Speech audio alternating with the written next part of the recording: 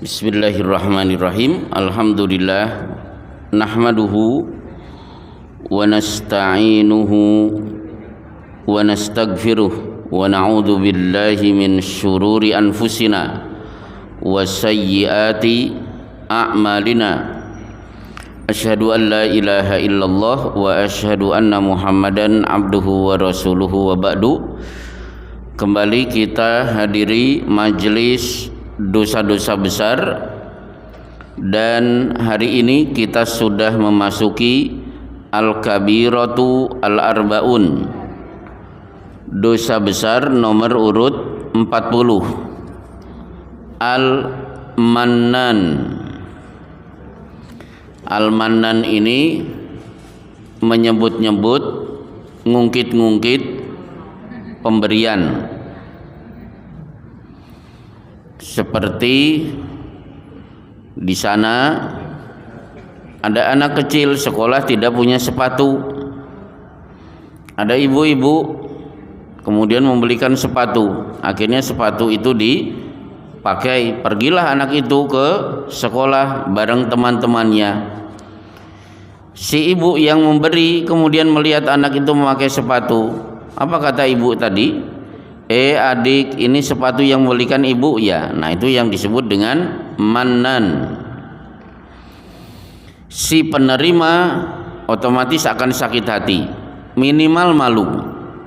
Jadi menyebut-nyebut pemberian yang menyebabkan si penerima akan malu, sakit hati, itu disebut dengan alman. Orangnya disebut mannan.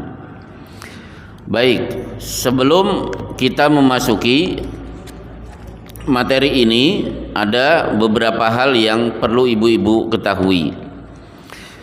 Di antaranya adalah bicara tentang memberi, maka Allah memiliki sekian nama. Dari sekian nama yang Allah miliki adalah Allah adalah Al-Wahhab, Maha Pemberi tanpa meminta balasan.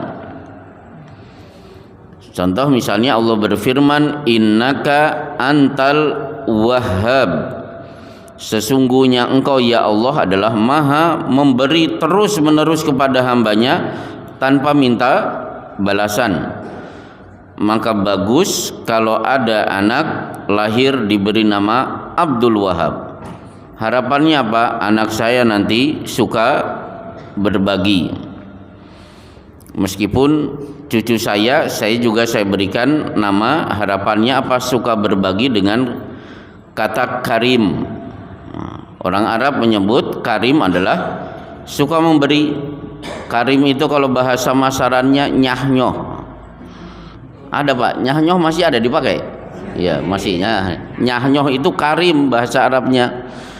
Maka cucu saya di belakang Zayan ada kata karim karena nyahnyoh, sering memberi, suka nelaktir orang. Nah itu karim.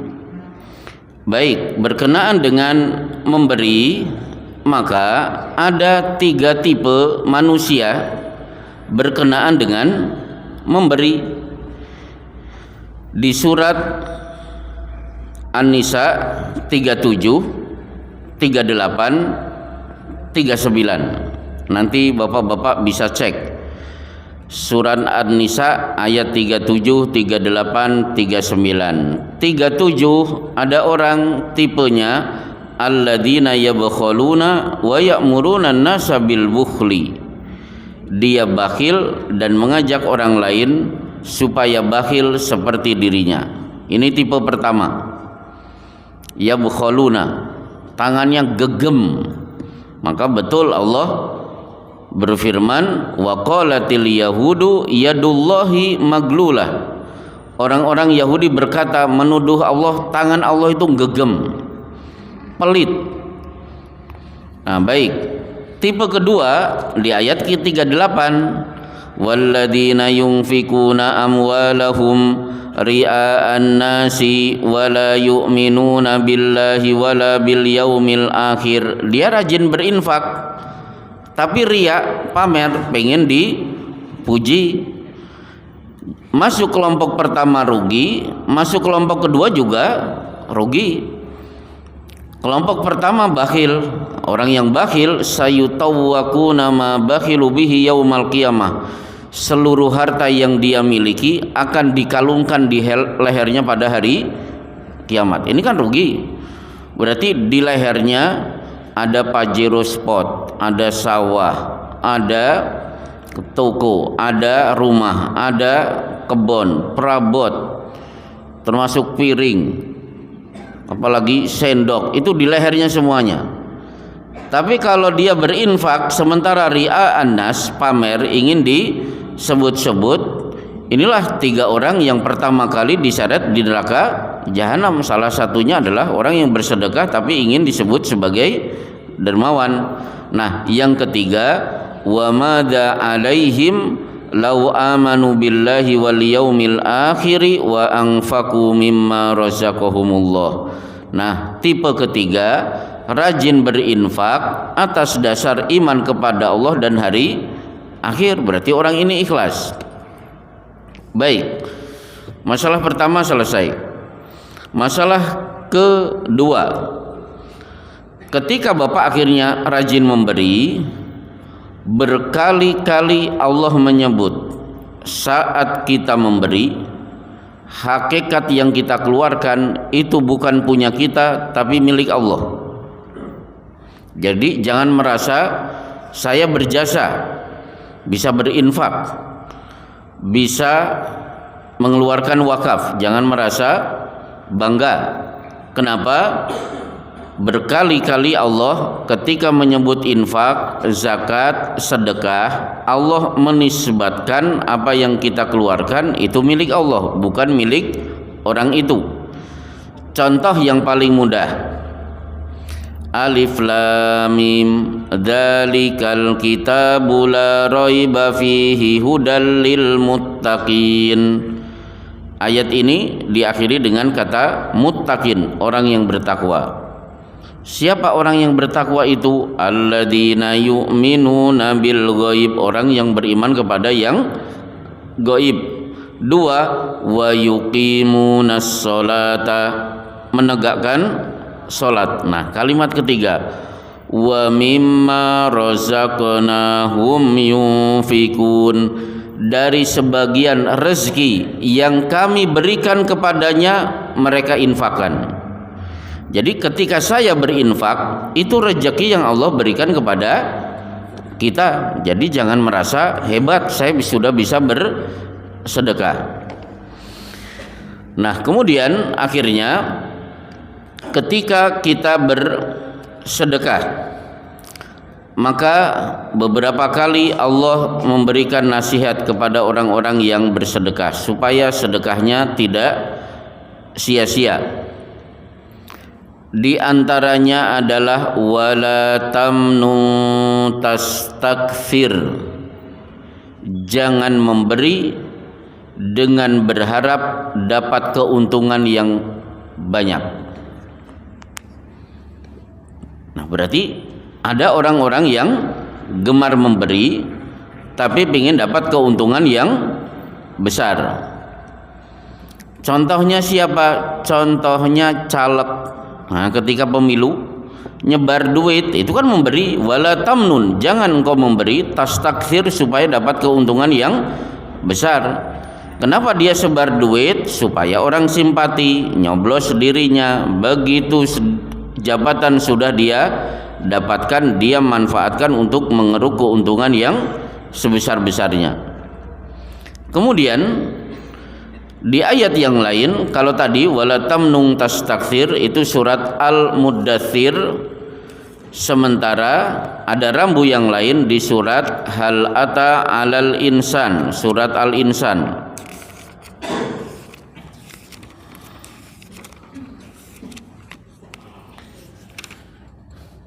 Ayat 9. Innama nut'imukum liwajhillah, sesungguhnya kami memberi makan kepada kalian tidak lain tidak bukan hanya berharap mendapat pahala dari Allah sehingga nanti pada hari kiamat bisa melihat wajahnya. La nuridu minkum jazaan wala syukura. Kami tidak butuh dibalas, tidak pula butuh mendapatkan ucapan terima kasih. Jadi bapak-bapak, kalau bapak gemar memberi, misalnya ngirim makanan kepada tetangga, kok tetangga tidak pernah memberikan respon?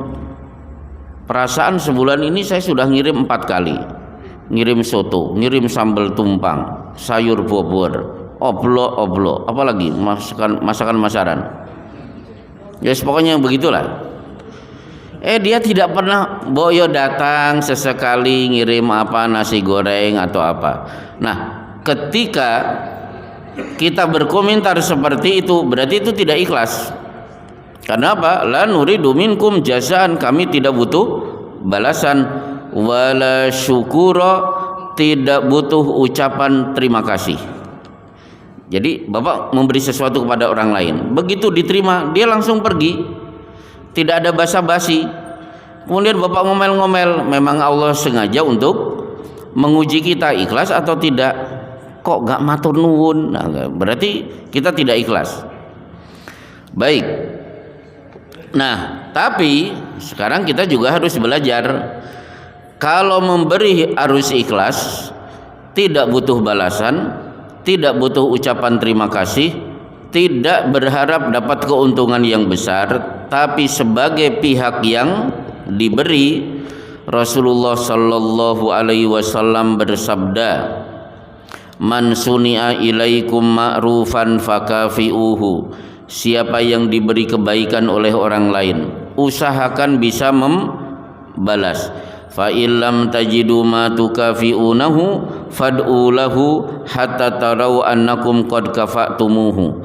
Tidak membalas dengan materi boleh, tapi cari waktu mustajab, doakan terus-menerus sampai yakin bahwa doa saya sudah mengimbangi kebaikan yang dia berikan kepada saya. Pada riwayat yang lain, man lam yashkurin nas lam yashkurillah. Siapa yang tidak biasa mengucapkan terima kasih kepada sesama manusia, berarti dia juga tidak berterima kasih kepada Allah. Nah, sekarang bagaimana cara mengucapkan terima kasih? Apa matur nuwun? Maka Rasulullah bersabda, "Man sunia ilaikum ma'rufan faqala li fa'ilihi jazakumullahu khairan faqad ablagha fit tsana." Siapa yang diberi kebaikan kemudian dia ucapkan kepada si pemberi, jazakallahu khairan, semoga Allah membalas kebaikan Anda dengan yang lebih baik, berarti dia sudah menyampaikan ucapan terima kasih. Inilah terima kasihnya seorang muslim. Nah, jadi boleh matur nuwun tapi awali dengan jazakallah. Matur nuwun boleh tapi jangan lupakan jazakallah. Kenapa? Jazakallah menunjukkan saya sebagai seorang mukmin, matur nuwun menunjukkan saya adalah orang Jawa. Uruf, kebiasaan, adat istiadat, budaya masyarakat itu boleh dipraktekkan selama tidak bertentangan dengan syariat Islam. Jadi menggabungkan antara syariat dan uruf. Jazakallah Bu, terima kasih, matur nuwun. Baik. Nah, baru masuk ke masalah inti. Apa madorot manan? Nyebut-nyebut pemberian. Yang pertama, tentu menyakiti hati si penerima. Karena Allah di surat Al-Baqarah 264, ya ayyuhalladzina amanu la tubtilu shadaqatikum bil manni wal adha. Hai orang yang beriman, jangan sia-siakan pahala sedekah kalian dengan alman, nyebut-nyebut, wal adha, yang akhirnya menyakiti perasaan si penerima. Sementara ayat ini sebelumnya qaulun ma'rufun wa magfiratun khairum min shadaqati yatba'uha ada. Ucapan yang baik, lemah lembut, dan sikap memaafkan kesalahan orang lain jauh lebih baik daripada memberi sesuatu yang diiringi dengan kalimat-kalimat menyakitkan bagi si penerima. Itu yang pertama. Yang kedua, akan merugikan yang berinfak. Sudah capek-capek duit terkuras, ternyata tidak dapat pahala. Maka ayat di bawahnya famathaluhu kamathali safwanin alaihi turabun fa asabahu wabilun fatarakahu solda. Memberi dengan cara nyebut-nyebut itu ibarat batu diletakkan tanah di atas, tiba-tiba hujan deras luar biasa. Begitu hujan selesai, tanah yang ada di atas batu tiba-tiba sudah bersih, tidak tersisa sama sekali. Itulah bersihnya pahala orang yang bersedekah dengan cara alman, nyebut-nyebut. Kemudian yang ketiga, Rasulullah memberi ancaman yang lebih keras. Salasatun la yukallimuhumullahu yaumal qiyamati wala yanzuru ilaihim wala yuzakihim walahum adabun alim. 3 kelompok. 1, tidak akan diajak bicara Allah. 2, tidak akan dilihat oleh Allah. 3, dosa-dosanya tidak akan dibersihkan. 4, pasti mendapatkan siksa yang pedih. Siapa di antara mereka? Al-Mannan, orang yang suka nyebut-nyebut pemberian. Nah, kemudian kerugian ketiga, Al-Mannan karena tidak selarasnya antara zahir dan batin. Zahirnya ketoknya apik, kelihatannya bagus, ngasih, sehingga anak itu pergi sekolah pakai sepatu, tapi batinnya tersiksa ketika dia sebut-sebut pemberian itu di depan teman-temannya. Akhirnya dia malu. Jadi kerugian Al-Mannan adalah menyebabkan antara zahir dan batin tidak selaras. Pelajaran bulan kemarin sudah kita bahas, salah satu dosa besar adalah al-kidbu. Kidbu itu adalah bohong, ngapusi. Apa definisi bohong? Sesuatu tidak selarasnya antara zahir dan batin. Itu dosa besar. Dan sering bapak-bapak tidak sadar bohong, meskipun sekedar basa-basi, monggo Pak kulaturi pinara. Padahal begitu pinara tenan, akhirnya apa? Anyel. Padahal saya cuma etok-etok malah tenanan. Nah, itu sebenarnya bohong. Jadi nggak usah ngomong kulaturi pinara, udah pergi-pergi aja. Assalamualaikum. Jadi sering kalimat-kalimat ini sekedar mujamalah, basa-basi yang tidak sesuai dengan hakikat. Kemudian kerugian yang lain lebih parah lagi, sudah memberi, sudah nyebut-nyebut, kemudian apa? Balik menggugat. Wah, itu lebih berat lagi. Maka Rasulullah sallallahu alaihi wasallam memberikan peringatan, laisa lana matsalus su. Kita sebagai muslim tidak bagus kalau diberikan perumpamaan yang jelek. Kal aid fi hibatihi, seperti orang yang menggugat pemberian. Ibaratnya apa? Kal kalbi alladhi yaqi'u thumma yarji'u fi qaihi. Ibarat anjing muntah, dia jilati muntahannya. Berarti diberi perumpamaan yang jelek. Sudah memberi sebenarnya bagus, kemudian ngungkit-ngungkit, dilanjutkan, sini kembalikan apa yang pernah saya berikan kepada Anda. Baik, bapak-bapak yang dimuliakan oleh Allah, kemudian Pembahasan kelima, ternyata ada kelompok yang diperbolehkan melakukan alman, ngungkit-ngungkit, nyebut-nyebut kebaikan. Siapa? Satu, Allah Subhanahu wa taala.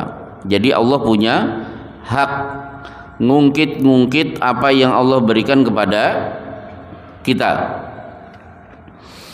Contoh misalnya di surat Ar-Rahman, berapa kali Allah berfirman fabi ayyi ala'i rabbikuma tukadziban, nikmat mana dari Tuhanmu yang sudah kalian dustakan. Itu kan sebenarnya Allah ngungkit. Boleh tidak? Boleh. Alam naj'al lahu ainain, ingat kami sudah memberikan dua mata, walisanan wasyafatain, lisan dan dua bibir. Ingat-ingat itu, jangan dilupakan. Contoh lagi, onta adalah kendaraan orang Arab. Afala yang duruna ilal ibili kaifa khuliqat, kenapa mereka tidak pernah memperhatikan bagaimana Allah menciptakan onta yang akhirnya menjadi kendaraan kalian, sebagai kendaraan yang luar biasa, memiliki kehebatan. Onta ini kendaraan yang bisa mengalahkan kendaraan yang lain. Kuda itu kalah kalau dengan onta. Apa keistimewaan onta? Onta itu kendaraan bagi orang Arab cocok dalam kondisi apapun. Di padang pasir itu biasa ada badai gurun. Badai gurun itu ketika angin besar berhembus sehingga pasir pun berterbangan. Satu-satunya binatang yang tidak mungkin kelilipan itu cuma unta. Coba bapak-bapak naik bus dari Madinah ke Mekah, kalau ada badai gurun, bus tidak berani melanjutkan perjalanan, pasti berhenti karena jarak pandang itu paling-paling cuma 2 atau 3 meter. Tapi bagi onta tidak ada problem, dia jalan terus dengan mata melotot. Dan onta tidak masalah tidak diberi minum selama 2 minggu karena dia punya kantong air. Afala yang duruna ilal ibili kaifa khuliqat, kenapa mereka tidak memperhatikan bagaimana Allah menciptakan unta. Yang kedua adalah orang tua itu punya hak, boleh ngungkit-ngungkit kebaikan yang pernah diberikan kepada anaknya. Ada di Bulughul Maram di bab rebutan anak. Ya Rasulullah, inna batni lahu wi'aan wa fahdi lahu wita'an wa thadyi lahu siko'an. Wahai Rasulullah, perut saya ini tempat mengandung anak ini. Jadi ada wanita yang gendong anaknya. Perut ini tempat mengandung. Paha ini tempat anak ini berpangkuan. Puting susuku ini tempat anakku nyusu. Tiba-tiba bapaknya menceraikan diriku dan akan pergi membawa anak ini. Bagaimana solusinya ya Rasulullah? Maka beliau bersabda, anti ahakku bihi malam tankihi. Sebagai istri Anda punya hak bawa anakmu, tapi kalau kamu sudah dapat jodoh, dapat suami lagi, berarti kamu harus ridho anak ini dibawa oleh mantan suamimu. Ini salah satu solusi ketika suami istri cerai. Anak ikut siapa? Ikut ibu. Kapan ikut bapak? Kalau si ibu sudah dapat jodoh, baru si ibu ridho anak ini dibawa oleh bapaknya. Tapi intinya berarti ibu ini ngungkit-ngungkit, nyebut-nyebut perutnya, pahanya dan puting susunya yang berjasa bagi anaknya. Kemudian yang ketiga adalah boleh menyebut kebaikan dari orang lain. Jadi yang nyebut itu bukan pelaku tapi orang lain. Itu boleh. Contoh misalnya, saya pernah ngobrol dengan teman-teman saya yang dulu ngaji dengan Pak Tarman. Jangan lupa yang bisa membuat kita alif ba ta sa jim ha ho itu Pak Tarman. Sudah pernah tidak sowan kepada beliau. Nah, berarti saya sedang ngungkit-ngungkit kebaikan beliau di depan teman-teman saya. Sebagaimana 3 bulan yang lalu saya ceramahkan di sini, ini Masjid An-Nur berdiri. Jangan lupa Pak Asyuri, pernah tidak sekali saja mendoakan beliau, karena beliaulah menjadi wasilah bagi berdirinya Masjid An-Nur. Berarti saya sedang mengungkit-ungkit. Siapa yang mengungkit? Saya, bukan pelaku kebaikan. Itu hukumnya boleh. Baik, akhirnya terakhir sebelum materi ini ditutup dengan tanya jawab, maka bagi seorang muslim Rasulullah Shallallahu Alaihi Wasallam mengajak kepada kita untuk membahagiakan orang dengan materi dan non materi. Di antaranya Rasulullah bersabda, ittaqun nara walau bisyiki tamroh. Hati-hati, hindari neraka meskipun dengan bersedekah setengah butir kurma. Jadi raketang kalau bahasa masarannya, raketang sebutir kurma. Fa illam yajid, kalau tidak punya, fa bi kalimatin thayyibatin, keluar kata-kata yang bagus supaya menenteramkan hati saudara sesama muslim. Berarti bahagiakan orang lain dengan harta, tapi kita juga dituntut bisa membagian orang lain dengan non harta. Di antaranya adalah kata-kata yang baik, menenteramkan saudara sesama muslim. Insya Allah cukup. Kalau ada pertanyaan seputar kajian atau yang pernah disakiti, boleh, yang pernah keloro-loro bisa dicurahkan di majelis ini. Satu, bismillahirrahmanirrahim. Ya. Bagaimana tentang menyebut pemberian tapi di awal? Contohnya, kamu saya kasih hadiah ini apa, pajero atau apa? kemahalan kalau Pajero. Pemberian tapi di awal. Ya. Tapi itu kan menyebut pemberian di akhir nggak boleh. Ya. Kalau menyebut pemberian di awal. Coba kalimatnya dilanjutkan. Saya beri ini, terus apa kira-kira? Itu kan sering dilakukan ya oleh Ustadz Adi ya. Ketika beliau siapa yang bisa 30 juz kan? Oh, ini. Nah, Oh ya. yang bisa 30 juz kasih umroh bahkan semua keluarga. Baik. Boleh tidak? Jadi gini. Di kitab fikih itu ada ju'alah. Kalau Anda bisa begini, saya akan berikan ini. Itu boleh. Seperti di pesantren, siapa yang bisa menerjemahkan Al-Baqarah per kata dari ayat sekian sampai ayat sekian, saya berikan hadiah. Itu namanya ju'alah. Memberi tapi memberikan syarat. Diumumkan, boleh tidak? Boleh. Itu bukan ngungkit-ngungkit. Kalau ngungkit-ngungkitan sudah ngasih, suatu saat sebut yang nerima keloro-loro. Jadi inti dari masalah yang kita bahas adalah memberi dan menyakiti hati si penerima. Baik, ada lagi yang lain. Silakan, Pak. Begini kan, jadi suatu saat kita itu memberikan sesuatu pada orang lain dengan rasa ikhlas tanpa ada pamrih, kemudian di kemudian hari itu ada rasa kasut dari si pemberi pada kita sehingga kita merasa sakit. Kemudian atau lontar lah apa yang telah kita lakukan pada mereka.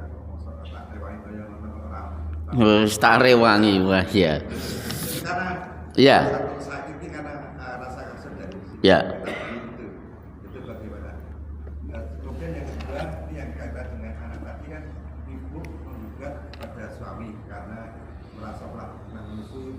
mengasuh, pernah mengandung. Kemudian kalau kita punya anak, kemudian suatu saat anak itu berani atau nakal atau ya suatu saat membuat sakit hati. Ya. Rata-rata kan jadi ini sekolah cilik atau gede orang itu ya. Nah. Itu kemudian yang telah Ya. kita lakukan itu bagaimana termasuk mana atau enggak? Ya. Untuk yang kedua itu termasuk manan dan hukumnya boleh. Kelompok yang boleh melakukan manan adalah kebaikan orang tua kepada anak. Sah. Cilik tak gede tak cilik kayak gitu. Ya pokoknya gitu boleh, orang tua begitu boleh, gak masalah. Karena saya pernah mendengar orang tua marah tapi saking emosinya yaitu bahasanya kewolak-walik. Cilik tak gede tak cilik ki lho. Akhirnya kan saya, Pak, napa boten klentu niki, Pak. Ya. Ya namanya juga emosi. Yang pertama tadi apa? Kepada orang lain. Ya, pada orang lain. Ya, akhirnya nah, itulah betul, itulah yang dicurhatkan oleh Umar bin Khattab. Ada di Bulughul Maram di bab hibah. Jadi Umar itu memberikan seorang miskin kuda, kudanya besar, tinggi, keker, supaya dia pakai itu. Kasihan kan tidak punya kendaraan. Ternyata kudanya tidak pernah diberi makan, pokoknya tidak dirawat, akhirnya kurus. Umar kemudian datang marah-marah, dan di sampingnya ada Rasulullah Shallallahu Alaihi Wasallam, dan kemudian Umar minta izin kepada Rasulullah, ya Rasulullah, izinkan aku untuk mengambil kembali kuda itu. Rasulullah melarang, meskipun dijual dengan harga 1 dirham. Dirham itu mata uang yang terkecil, itu tidak boleh. Rasulullah mengajak kepada Umar, lupakan kebaikanmu, mengenai dia seperti itu urusannya dengan Allah.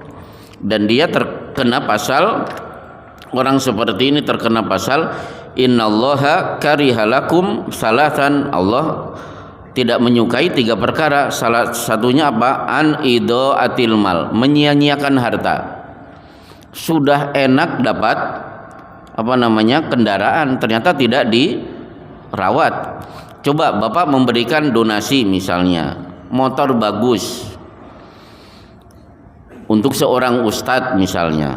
Ternyata si ustadz ini dari Idul Adha ke Idul Adha berikutnya belum pernah dicuci, belum pernah ganti oli. Kira-kira yang memberi sakit hati tidak? Oh, sakit hati. Kalau tadi kan ini bab ini kan menyakiti penerima. Ini yang sakit siapa? Yang memberi. Itu bukan urusan dia, itu urusan antara Allah dengan si penerima. Kita sudah melupakan apa yang sudah kita berikan. Baik. Pertanyaan ketiga.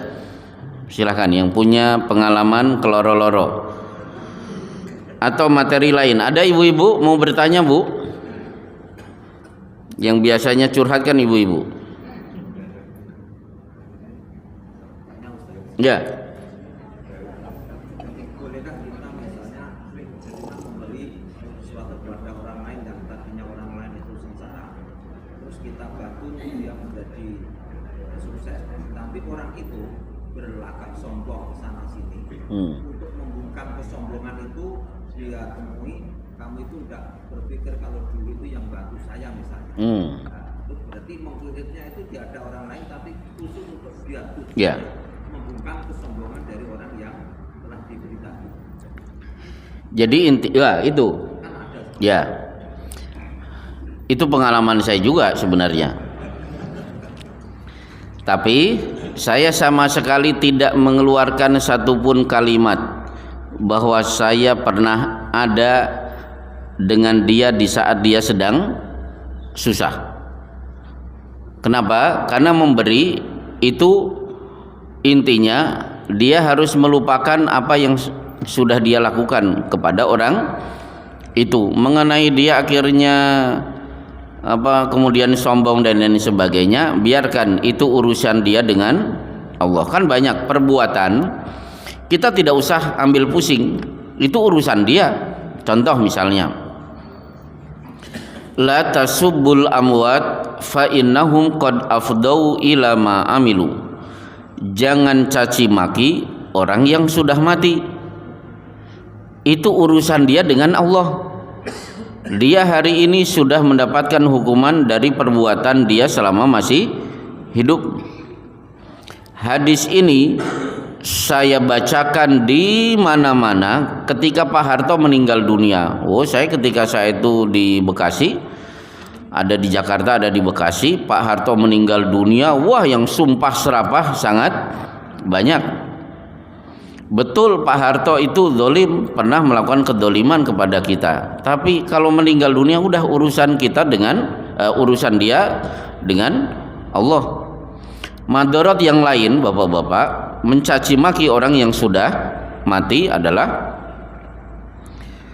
fatu'dzul ahya. Karena riwayat yang lain Rasulullah menambah, kalimat itu akan menyakiti hati orang yang ditinggalkan. Jadi alasannya ada dua. Jangan caci maki orang yang sudah mati. Alasan pertama, dia sudah dapat hukuman dari Allah, urusan dia, bukan urusan kita lagi. Yang kedua, jaga perasaan orang yang ditinggalkan. Maka Rasulullah tidak pernah menjelek-jelekan Abu Jahal di atas mimbar. Kenapa? Anaknya Ikrimah masuk Islam. Kemudian Rasulullah tidak pernah menyebut-nyebut daftar kejahatan Abdullah bin Ubay selama 6 atau 7 tahun di kota Madinah. Tokoh munafik nomor 1. Saking jahatnya Abdullah bin Ubay, dikupas oleh Allah beberapa kali di Al-Baqarah, Ali Imran ada, An-Nisa ada, Al-Maidah. Bahkan Allah turunkan khusus surat Al-Munafikun. Tapi tidak pernah ada celaan keluar dari lisan Rasulullah ketika Abdullah bin Ubay mati. Kenapa? Anaknya itu pengikut setia Rasulullah Shallallahu Alaihi Wasallam. Maka saya tidak sepakat mimbar-mimbar ceramah dijadikan ajang untuk caci maki. Lebih baik gunakan untuk menyampaikan ayat, menyampaikan hadis. Orang tahu halal dan haram, ini benar, ini salah, ini sesat, ini jalan yang lurus. Itu jauh lebih baik. Pertanyaan terakhir, coba yang rumahnya jauh-jauh rugi loh Pak, jauh-jauh tidak nanya. Karena tadi ada yang dari saking Purwosuman pun nih. Satu lagi tadi yang datang awal. Bapak Purwosuman. Siapa lagi tadi? Ini Purwosuman. Tebel-tebel ya Pak, saking Purwosuman tidak nanya. Baik, kalau tidak ada berarti inilah kajian kita. Tapi sebelumnya ini penting. Sudah beberapa kali selama saya di Masaran ikut hadir di pemakaman. Ini juga perlu dibahas. Bentuk liang untuk mayit itu berbeda dengan yang ada di Jakarta dan di Bekasi. Yang di Jakarta, di Bekasi sudah sesuai dengan sunnah. Allah dulana wasyakku ligoirina. Bentuk liang kubur dengan liang lahat itu untuk kita kaum muslimin, dan liang asyak untuk selain kita. Liang asyak itu apa? Kita bikin liang, kemudian di tengah-tengahnya bikin lubang lagi, sehingga mayat diletakkan di tengah-tengah. Ini untuk selain umat Islam. Sementara Rasulullah bersabda apa? Allah dulana liang lahat untuk kita. Caranya apa? Ini lubang. Berarti si mayat begini. Berarti di sebelah barat sana dibikin lubang lagi sehingga mayat diletakkan di sini. Jadi mayat tidak diletakkan di tengah-tengah, di pinggir. Kenapa? Jadi harusnya kita bikin lubang, kita ya miring ke ini, ke arah barat. Tapi kan mayit bukan di tengah-tengah, Pak, tapi di sebelah sini, di sebelah barat. Itu di Bekasi, di Jakarta seperti itu, di Jawa Barat seperti itu. Nah di Masaran biasanya di tengah. Ya coba nanti kalau bisa tim orang mati atau tim jenazah ada rapat khusus lah. Pokoknya nanti kalau kita bikin liang lahat, liangnya liang lahat bukan liang asyak. Baik, cukup insyaallah. Wassallallahu ala Muhammadin wa ala alihi washabbihi wasallam. Assalamualaikum warahmatullahi wabarakatuh.